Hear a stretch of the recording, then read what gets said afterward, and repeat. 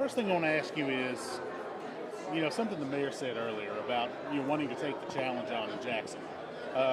Charlottesville, Jackson, obviously Jackson has challenges.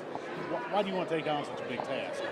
And a friend of mine just recently texted and said, you just keep taking on the hard jobs, don't you? And I said, you know what? They're not even just hard jobs. They're just opportunities for challenging opportunities.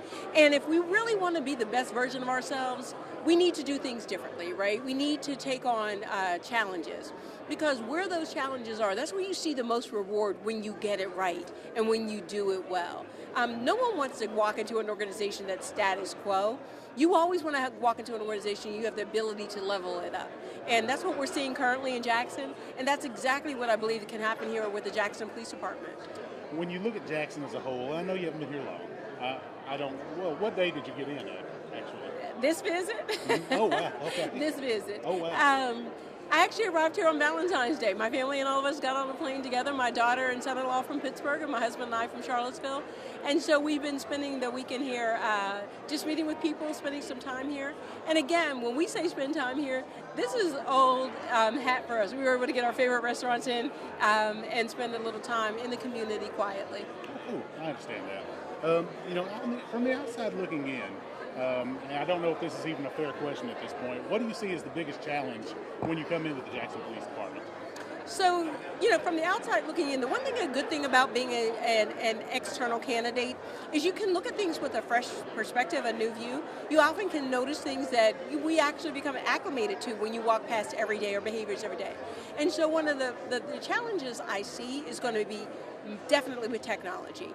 Bringing the Jackson Police Department not only just into the 21st century, but what might it look like if we can push them into the 22nd century and doing things differently. That's going to be a challenge, but then there's also going to be a challenge around training. When you introduce new technology, new ideas, you have to train people up to the standard, and that's one of the areas I believe we should focus heavily. And one thing I've noticed, Jackson does have a lot of neighborhood gangs, which I think are growing across the country. Do you have a plan to how to address those issues? And so I'm always careful with language because there's the formal definition of gangs that the government uses, and then there's also these group affiliations where people start to come together around those. But they operate very similarly, right? And people feel the same about them when they're in their communities and their neighborhoods.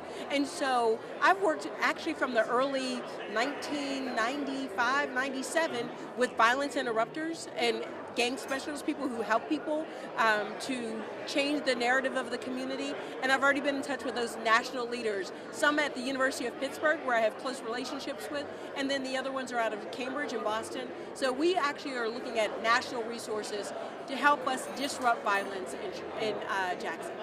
One of the things I want to ask you too is, how do you balance as a police chief ensuring that you are tough on crime, that you do handle crime, and also offering restorative justice?